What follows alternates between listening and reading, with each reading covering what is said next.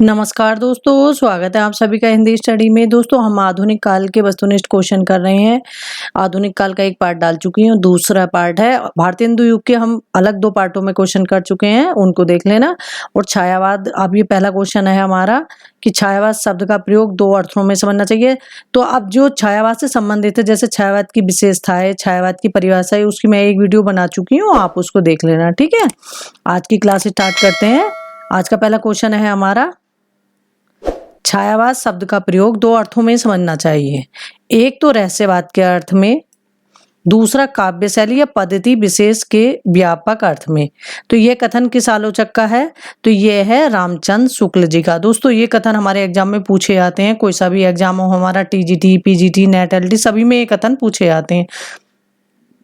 इसीलिए मैं आपसे कह रही हूँ कि जो परिभाषाएं हैं, विशेषताएं हैं, उनको आप देख लेना एक बार वीडियो, तो आपको पता चल जाएगा। ठीक है। और दोस्तों आप मेरे चैनल पर पहली बार आए हैं तो चैनल को सब्सक्राइब कर लेना, बेल आइकन को क्लिक कर लेना, जिससे आने वाली वीडियो का नोटिफिकेशन आपको मिल सके। अगला नेक्स्ट क्वेश्चन देखते हैं हमारा। छायावाद के मूल में पाश्चात्य रहस्यवाद भावना अवश्य थी। इस श्रेणी की मूल प्रेरणा अंग्रेजों की, जो अंग्रेजी है, रोमांटिक भावधारा की कविता से प्राप्त हुई है। यह विचारधारा किस आलोचक की है? तो यह है हजारी प्रसाद द्विवेदी जी की।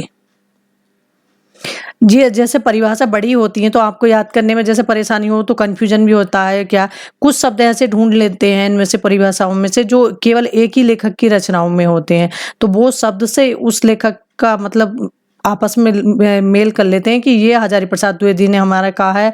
क्या कहा है? रहस्यवाद तो हमारे रामचंद्र शुक्ल जी ने भी कहा है। तो इसकी जैसे अंग्रेजी में रोमांटिक भावधारा, तो एक थोड़ा सा याद कर लेते हैं, पूरी भी ना याद रहे परिभाषा तो इतने से भी हमारा ध्यान आ जाता है एग्जाम में। ठीक है। इनमें से कौन सी विशेषता छायावादी काव्य में नहीं है? ये सबसे पहले नहीं के नीचे अंडरलाइन करना चाहिए हमें क्वेश्चन पढ़ते समय। ठीक है। तो कौन सी नहीं है? शोषण का विरोध। और जो है उन्हें देख लेते हैं। रहस्यवादी भावना, स्थूल के प्रति सूक्ष्म विद्रोह, अभिव्यंजना, पद्धति में नवीनता। दोस्तों ये शोषण का विरोध जो है, ये हमारे प्रगतिशील कविता का है, जिसमें शोषित और शोषित वर्ग दिए रखा। सॉरी दोस्तों, आगे देखते हैं। विदुर उर के मृदु भावों से तुम्हारा कर नित निव श्रृंगार, पूजता हूं मैं तुम्हें कुमारी, मूंद दुहारे द्रग द्वार। ये पंक्ति किस छायावादी कवि की हैं? तो ये किन की हैं? पंत जी की हैं। धिक जीवन जो पाता ही आया है, विरोध धिक साधन जिसके लिए सदा ही किया शोध। उक्त पंक्तियां किस कवि की हैं? तो ये हैं हमारे सूर्यकांत त्रिपाठी निराला जी की। ये एग्जाम में बहुत बार पूछी आती हैं। इसका सिर्फ इतना भी आप याद रखोगे ना, धिक जीवन जो पाता आया है, तो बस इतने से ही ध्यान आ जाएगा कि ये किन की पंक्तियां हैं? निराला जी की। नारी तुम केवल श्रद्धा हो, ये पंक्ति भी एग्जाम में बहुत रिपीट होती है। तो ये पंक्तियां किन की? छायावादी कवि जयशंकर प्रसाद जी की। छायावाद की समय सीमा क्या मानी गई है? हमें छायावाद, प्रगतिवाद, प्रयोगवाद की समय सीमा पता होनी चाहिए, क्योंकि ये एग्जाम में पूछी जाती है। तो छायावाद की जो समय सीमा है वो है हमारी 1800 से 1918 से, सॉरी दोस्तों, 1918 से 1936। और जो है 1900 से 1920, ये हमारी किसकी है? द्विवेदी युग की है। और जो प्रगतिवाद की समय सीमा है वो हमारी 1936 से 1943 है। और प्रयोगवाद की जो समय सीमा है 1943 से 1953 है। ठीक है, ये पता होना चाहिए, क्योंकि एग्जाम में हमारे पूछे आते हैं कि इनकी समय सीमा कब से कब तक रही है। इन कविताओं में से छायावाद का प्रारंभ किस कविता से मानना समाचीन है? तो वो कौन सा है? जूही की कली। जूही की कली किन की थी? ये निराला जी की है, जूही की कली। मुक्त छंद की रचना है जूही की कली। जयशंकर प्रसाद की अंतिम कृति इनमें से कौन सी है? तो वो है कमायनी। कमायनी से संबंधित क्वेश्चन एग्जाम में ज्यादातर रिपीट होते रहते हैं। ठीक है, तो इनके कमायनी से संबंधित हमें सब क्वेश्चन पता होने चाहिए जो जो बन सकते हैं इसमें। कमायनी में कुल कितने सर्ग हैं? ये भी एग्जाम में बहुत बार पूछा जा चुका। 15 सर्ग हैं। इनके सर्ग लाइन से भी दे देते हैं, पूछ लेते हैं पहला सर्ग कौन सा है, आखिरी सर्ग कौन सा है। तो इसलिए पूरे 15 सर्ग लाइन से हमें पता होने चाहिए कौन कौन से हैं।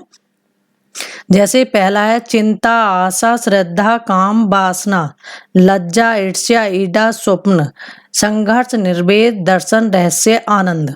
ठीक है, इस तरह से 5-5 करके 3 लाइन में याद करना, आसानी से याद हो जाएंगे। कामायनी का प्रकाशन कब हुआ? तो कामायनी का प्रकाशन हुआ था 1935 में। सुंगनी साउ घराने में किस छायावादी कवि का जन्म हुआ है? तो सुंगनी साउ घराना ये काशी का था, काशी में इसमें जन्म हुआ था जयशंकर प्रसाद जी का। ये पूछा गया था DSSB में क्वेश्चन। प्रसाद के उस काव्य ग्रंथ का नाम बताइए जिसकी रचना पहले ब्रजभाषा में की गई किंतु बाद में उसे खड़ी बोली में रूपांतरित कर दिया। तो वो कौन से है? वो है प्रेम पथिक। आगे देखते हैं, प्रसाद द्वारा रचित ब्रह काव्य कौन सा है? तो जयशंकर प्रसाद का ब्रह काव्य है कौन सा है? आंसू है, क्योंकि आंसू जो है हिंदी साहित्य का शोक गीत भी कहा जाता है। एग्जाम में ये भी क्वेश्चन पूछा है कि शोक गीत किसे कहा जाता है, तो आंसू को कहा जाता है। कामायनी में किस दर्शन की अभिव्यक्ति हुई थी है? तो कामायनी में शैव दर्शन की अभिव्यक्ति हुई है। जो कामायनी का दर्शन है वो कौन सा है? शैव दर्शन है। कामायनी के पात्र ईडा का प्रतीक अर्थ क्या है? ईडा का ये पूछा जाता है। तो ईडा का प्रतीक अर्थ क्या है? बुद्धि। तो ईडा किसका प्रतीक है? बुद्धि का। ऐसे श्रद्धा किसका प्रतीक है? हृदय का। मनु मन का। ये तीनों पूछे जाते हैं, पता होना चाहिए हमें। ले चल भुलावा देकर मेरे नाविक धीरे धीरे, ये पंक्ति किसकी है? पहले तो ये पता होना चाहिए। ये पंक्ति है जयशंकर प्रसाद जी की। और इन पंक्तियों में क्या आरोप लगाया गया है? ये लगाया गया है पलायनवादी होने का। अंबर पनघट में डुबो रही तारा घट उषा नागरी, ये पंक्ति किस कवि की है? तो ये जयशंकर प्रसाद जी की है। आगे देखते हैं, सरोज स्मृति। सरोज स्मृति ये किनकी रचना है? ये निराला जी की रचना है। सरोज स्मृति ये इन्होंने लिखा था। ये शोक गीत है। जैसे हिंदी साहित्य का शोक गीत पूछते हैं तो वो कौन सा है? सरोज स्मृति। क्योंकि सरोज स्मृति इन्होंने लिखा था निराला जी ने, इनकी पुत्री थी सरोज, उसके बारे में इसमें सब कुछ लिखा है इन्होंने। ठीक है। राम की शक्ति पूजा का कथानक प्रतीक रूप से घोषित करता है, क्या करता है? सत्य की असत्य पर विजय। निराला की जूही की कली, जो निराला जी की है जूही की कली, कविता को किस पत्रिका में अस्वीकृत किया गया था? तो वो किसमें? कि उसमें छापा नहीं था उन्होंने। तो वो कौन सी थी? सरस्वती पत्रिका में। महावीर प्रसाद द्विवेदी ने इसको छापने से मना कर दिया था। तोड़ती पत्थर। तोड़ती पत्थर कविता का मूल स्वर क्या है? यह है प्रगतिवादी। महाप्राण किस छायावादी कवि के नाम से पहले जुड़ता है? तो महाप्राण हमारे कौन है? निराला जी। ठीक है। कलाधर उपनाम से जयशंकर प्रसाद लिखते थे। इनके बारे में पूछते हैं तो कलाधर उपनाम से जयशंकर प्रसाद लिखते थे। महादेवी वर्मा को आधुनिक युग की मीरा कहा जाता है। और प्रकृति के सुकुमार कवि सुमित्रानंदन पंत है। देखो ये प्रकृति के सुकुमार कवि, ये एग्जाम में बहुत बार पूछा जा चुका है, रिपीट होता रहता है क्वेश्चन। तो वो कौन है? हमारे सुमित्रानंदन पंत जी। कविता करने की प्रेरणा मुझे सबसे पहले निरीक्षण से मिली, जिसका श्रेय मेरी जन्मभूमि कुर्मांचल प्रदेश को है। ये कथन किस कवि का है? तो ये सुमित्रानंदन पंत जी का है। सुमित्रानंदन पंत जी का जन्म कहाँ हुआ था? कौशाम्बी में। किस कवि के काव्य का क्रमिक विकास छायावाद, प्रगतिवाद एवं नव मानवतावाद के रूप में हुआ है? तो वे कौन है? वे हैं सुमित्रानंदन पंत। हिंदी में मधु काव्य की रचना का श्रेय किसे दिया जाता है? तो वो किन्हें दिया जाता है? हरिवंश राय बच्चन को। ठीक है। और जो रामचंद्र शुक्ल ने जो छायावादी काव्य है उसे मधुचर्या भी कहा है। ये एग्जाम में पूछा है किसी में, शायद आर्मी वाले स्कूल में जो एग्जाम हुआ था वो पूछा था कि इसमें मधुचर्या कौन काव्य को कहा जाता है, मतलब किसी युग के उसको। तो ये था छायावादी युग। ठीक है। मधु कलश के रचनाकार का नाम बताइए। तो मधु कलश के रचनाकार हैं इनके हरिवंश राय बच्चन। इनकी रचनाएं हैं मधु कलश, मधुबाला, मधुशाला, निशा निमंत्रण, ये सारी एग्जाम में पूछी आती हैं। इन्हें हलाहल बात का प्रवर्तक भी माना जाता है हरिवंश राय बच्चन को। नेक्स्ट क्वेश्चन देखते हैं। बजी नफीरी और नवाजी भूल गया अल्लाह ताला, यह पंक्ति किस कवि की है, किस कवि की रचना में है? तो ये है बच्चन सिंह की मधुशाला में। इनकी जो रचनाओं थी उन पे उमर खयाम की रवैयों का असर था, जो कहते थे ना। तो किन का है? तो ये उमर खयाम की रवैयों का। कौन सा छायावादी कवि आकाशवाणी में सेवारत है? तो वो कौन सा सेवारत था? तो वो थे सुमित्रानंदन पंत। निम्नलिखित सूचियों को सुमेलित करते हुए सही विकल्प का चयन कीजिए। तो देखो 4 क्वेश्चन है हमारे ये इसमें। राम की शक्ति पूजा, तो ये किन की है? निराला जी की है। आंसू किन की है? जयशंकर प्रसाद का है। लोकायतन किन का है? लोकायतन है सुमित्रानंदन पंत का है। सांध्या गीत किन की है? महादेवी वर्मा की। ठीक है, सांध्या गीत, दीपशिखा, निर्जा, ये किन की है? महादेवी जी की रचना है। इनमें से कौन सी रचना पर ज्ञानपीठ पुरस्कार प्राप्त हुआ है? तो चिदम्बरा पर। चिदम्बरा किन की रचना है? सुमित्रानंदन पंत जी की। राम की शक्ति पूजा के संबंध में कौन सा कथन सत्य है? तो कौन सा कथन सत्य है? निराला के राम सामान्य मानव है। जो निराला के राम है वो सामान्य मानव है। जो इनकी ये राम की शक्ति पूजा है, तो ये इनकी जो है कविता, ये उसमें संकलित है। सॉरी दोस्तों, ये अनामिका में, अनामिका जो है इनका काव्य संग्रह, उसमें संकलित है। ये सरोज स्मृति और राम की शक्ति पूजा, क्योंकि एग्जाम में पूछा जाता है कि किस में संकलित है, तो ये है अनामिका में। धिक जीवन जो पाता ही आया है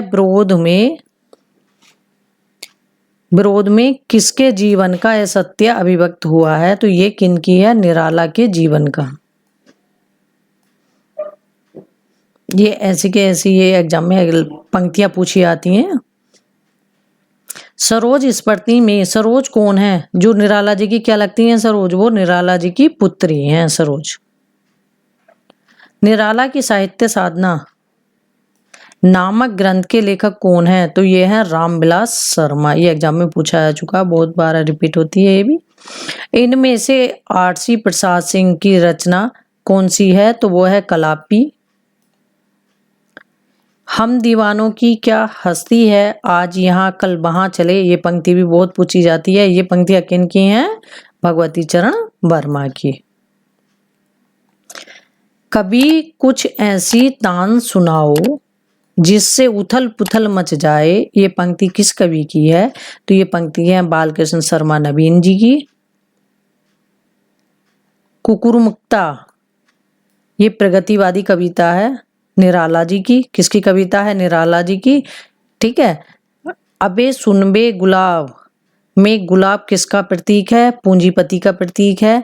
तो अबे सुनबे गुलाब, ये कुकुरमुक्ता में है। ये जो लाइन है ये कुकुरमुक्ता में है निराला जी की। जो इसमें दे रखा जो प्रतीक है जो गुलाब, वो तो पूंजीपति का है, और जो वो कुकुरमुक्ता है सर्वहारा वर्ग का प्रतीक है। क्योंकि कुकुरमुक्ता के बारे में ही पूछ लेते हैं कि वो किस वर्ग का है, तो वो सर्वहारा वर्ग का है। अगली देखते हैं। दिनकर की किस रचना पर ज्ञानपीठ पुरस्कार प्राप्त हुआ है? तो वो है उर्वशी पर। श्वानों को मिलता दूध वस्त्र, भूखे बालक अकुलाते हैं को मूल भावना की दृष्टि से किस प्रकार की कविता माना जाएगा? तो ये माना जाएगा प्रगतिवादी।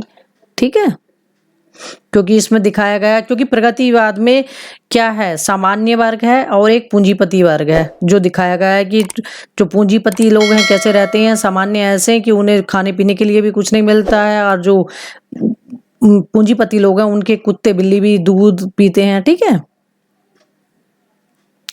आधुनिक मीरा के नाम से किसे जाना जाता है? ये भी एग्जाम में बहुत बार पूछा जाता है। ये है हमारी महादेवी वर्मा। प्रवासी के गीत नामक काव्य संकलन किस कवि का है? तो ये है नरेंद्र शर्मा का, ये भी एग्जाम में रिपीट होता रहता है। मधुशाला मधुबाला काव्य संकलों की रचना किसने की? हरिवंश राय बच्चन जी ने। मतवाला समन्वय नामक पत्रों का संपादन छायावादी कवि ने किया है, तो वो है निराला, सूर्यकांत त्रिपाठी निराला जी। प्रसाद की प्रथम छायावादी कृति कौन सी है? तो वह है झरना। इनमें से कौन सी रचना निराला जी की नहीं है? तो कौन सी रचना नहीं है? शोको उच्छ्वास जो है उन्हें देख लेते हैं, परिमल, गीतिका और तुलसीदास। तुलसीदास तो बहुत बार रिपीट होती रहती है, इसमें कंफ्यूज हो जाते हैं बच्चे। तो तुलसीदास निराला जी ने भी लिखा है, ठीक है। जूही की कली नामक कविता का प्रकाशन वर्ष क्या है? तो यह है 1916, ये भी एग्जाम में पूछा जा चुका है। जूही की कली कविता को सरस्वती संपादक महावीर प्रसाद द्विवेदी ने क्या आरोप लगाकर प्रकाशित करने से इनकार कर दिया था? तो इन्होंने कहा था कि इसमें क्या है, इसमें अश्लीलता है, तो इसलिए ये कविता ठीक नहीं है। पंत की किस काव्य कृति को छायावाद का मैनिफेस्टो कहा जाता है? वो कहा जाता है पल्लव को। पल्लव में जो 40 पृष्ठों की भूमिका है, ये एग्जाम में पूछा जाता है कि पल्लव में कितने पृष्ठों की भूमिका है, तो ये 40 पृष्ठों की भूमिका पल्लव की है। नेक्स्ट क्वेश्चन देखते हैं। पंत जी की किस काव्य कृति में भाषा, अलंकार, छंद, शब्द संबंध में एक लंबी भूमिका है? वो है पल्लव में, ठीक है। परिवर्तन, जो परिवर्तन कविता का मूल स्वर क्या है? क्या है इसका? कि सब कुछ परिवर्तनशील है। इसका मूल स्वर क्या है? सब कुछ परिवर्तनशील है, ठीक है दोस्तों। आज हमारा दूसरा पार्ट कंप्लीट हो गया आधुनिक काल का। इसके अभी 2-3 पार्ट और बनेंगे, उसके आगे हम क्वेश्चन करेंगे, ठीक है। थैंक यू दोस्तों मेरी वीडियो देखने के लिए। बस यही कहूंगी लास्ट में कि दोस्तों मेहनत करते रहो, लगातार लगे रहो। जब हमारा एग्जाम आता है तब हम तुरंत पढ़ेंगे, तो वो इतना नहीं है जितना हम लगातार थोड़ा थोड़ा पढ़ते रहते हैं। तो कहते हैं ना, कछुए की चाल से हम चलते रहेंगे तो एक दिन सफलता अवश्य मिलेगी, ठीक है।